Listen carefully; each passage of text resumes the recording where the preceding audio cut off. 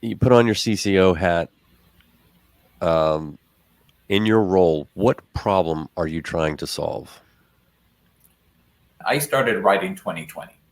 And I think for context purposes, this is important. I was at a prior company. So when I joined, all the priority was about reigniting that passion in people and return to travel and things like that. I think that in the last 3 years, what we have seen is that a lot of what we did was driven of things that were happening to us. So OTA was booming, so we focused on that. Retail and average rates were growing, so we focused on that. Leisure markets were focused on that. What we are seeing now is that we're having decelerating revenues. In actually a number of cases negative to prior year. And a lot of that mostly on leisure markets where they heavily benefited in prior years. And we also are having pressures on payroll and also having pressures on inflation. So what you're seeing is kind of pressures from the top and pressure from the bottom. What we also have seen, for example, is that a business transient is not returning the way we thought it was going to return, and that business transient may not return the same way ever again. I mean, they're looking at it potentially 25, 26. Reason why I want to put that out is because we are in a situation where we need to take basically our business out of autopilot. And we have to start thinking about not things that are happening to us, but how are we going to change the next wave of things. So if you have revenues that are growing 1-2%, and in most owners' estimation that may not be enough, then we have to now use the leadership to be able to change the circumstances. And I think that is why that leadership of being able to say, you know what, I understand this is happening to us, but we need to be able to outsmart our competitors. We need to sell faster, better. Digital marketing needs to be a lot smarter. Revenue management, pricing, and distribution needs to be different. We are the ones that actually need to take the rein off. And that's what I probably would say, that the autopilot mentality that we have been kind of working on the past couple of years, I think that's the part that now it is going to be up to us to be successful. I don't know that we're going to have any handoff, I guess.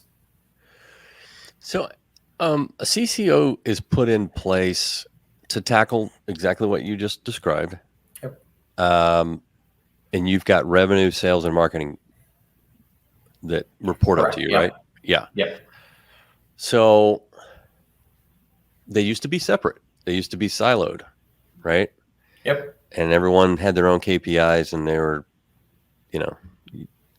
let's go get revenue, but that was kind of it, I think. And then, so kind of describe for me that piece of it, from solving the problem of siloed departments, not necessarily aiming for the same goal, maybe. And talk to me about that a little bit. Yeah. So great question. I think initially one of the things that you'll find is to your point, we had different metrics.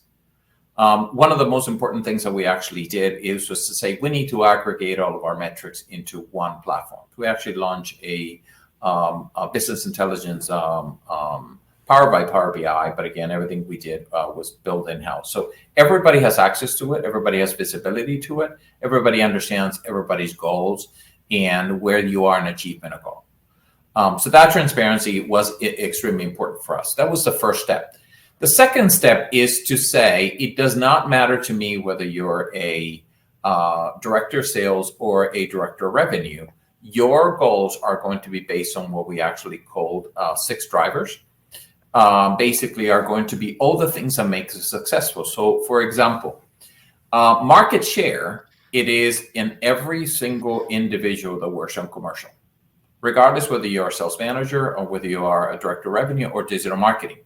That was extremely important. Achievement of budget, it is going to be important to all of them. And then you're going to have unique things, for example, as in the sales side, you're going to have group goals. And then in revenue management, you would likely have, for example, forecast accuracy. Forecast accuracy is interesting because we actually put that also in the director of sales role as well.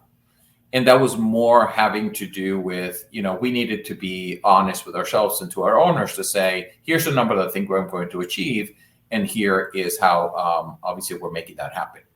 On the digital marketing side, our bonus, part of the bonus, it is contingent upon return on ad spend. So we needed to be responsible for the money that an owner gave us to say, we want to accelerate revenues, we want to do some paid media. Well, here are the returns. So what happens is once you have that everybody has the goals, then the question, it is secondary to figure out whether we're fighting over group rate or we're fighting over segmentation, we're fighting over the other one. Because you know what? All of us have a budget achievement goal, right? So if we make a bad decision, all of us are going to be negatively affected by it. And I think that is probably one of the most important things for us to say, there is more work to be done against the competitor across the street than there is about my partner that I have. The other thing we actually did is, the alignment on as much as possible, and that actually is probably one of our biggest struggles, is as much as possible, we're going to have same teams that work with each other all the time.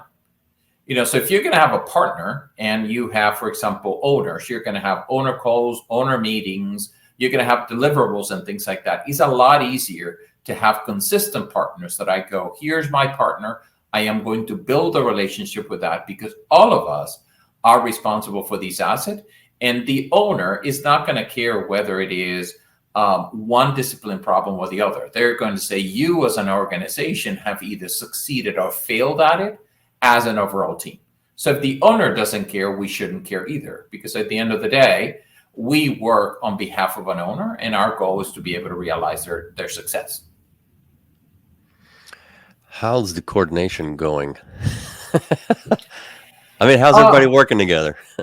You know what? I think early on, I have been very fortunate, actually. All of my 3 leaders, sales, revenue, and digital, 2 of them have been in the organization for a long time. They've known each other for a long time.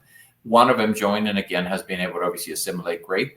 I think that there's 2 things that we do. One, we have leadership calls, which I think are very important because we can coordinate to say, here's all of our internal problems. How do we solve for them? We shouldn't have the children see mom and dad fighting, right? So we tackle those problems. We tackle what happened here, how are we addressing these, right? So a lot of the things, for example, that I do as a leader is to say, guys, you need to get together.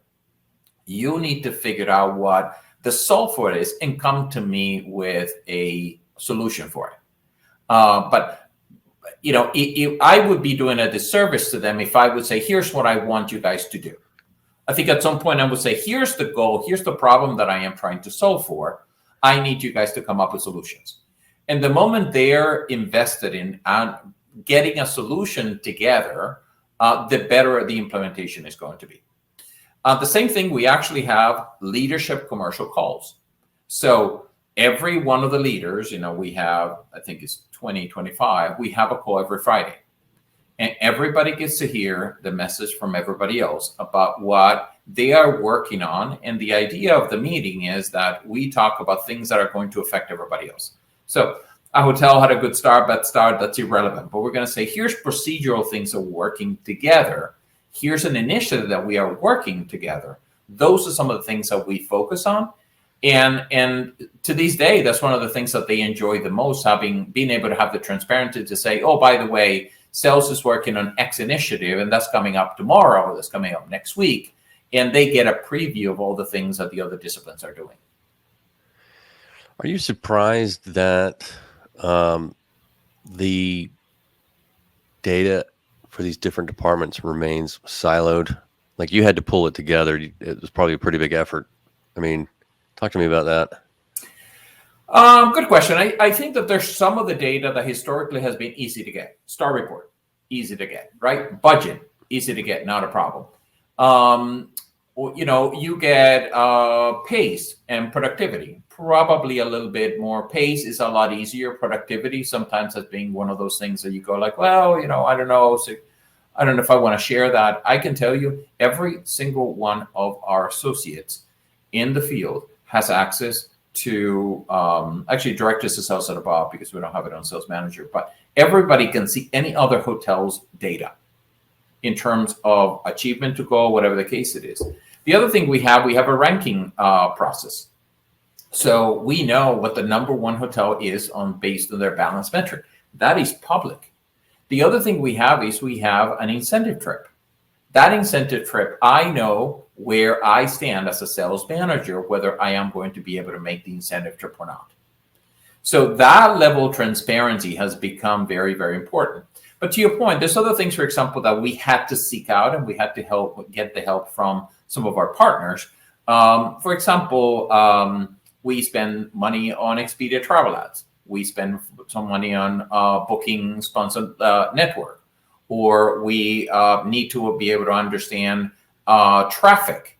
All these things are a lot harder to get information. And we have worked with our partners to say, look, it is a basic fundamental requirement that as part of our engagement, you have to be able to share the data. And for us to be able to report against it. Because I believe that what you measure matters. And I think that the moment you have visibility, there is a process of mutual accountability where if I know my number's not right and it's also public, I also have a responsibility to not be at the bottom, or an incentive to be on the top when we need to be. What else? Before we wrap up, is there anything else that we didn't touch on? No, I mean, I think one of the things that I remember one time an organization I used to work with used to say these phrases of bend the trend. And I thought actually was very, very telling and interesting for the times that we're in, right? I've always felt that, we report on things that are happening to us. You go to any industry event and we're going to say, this is happening to us, and that is happening to us, and this is happening to us. Us as leaders, we have to be able to figure out what to say. That is not acceptable, or I believe there's a better path. I don't know any owner that is satisfied with average or standard or benchmark. Every one of those owners is expecting something above and beyond the benchmark. And I think it is up to us to figure out, this is what I am. If I do my bare minimum effort, this is what I am going to get. We, the leaders that succeed, are going to be the ones to say, that's not good enough. We need to be better than that. And that is, I think, the message that I think we have to do as an industry, to say, yes, revenues are muted, but that doesn't mean that we're not in the revenue. Part of our business is in revenue generation. Another part of our business is in the revenue shifting. And that is where I believe we're going to be in 2024. There is business out there. It's just a matter of how do I disproportionately get more than my competitors.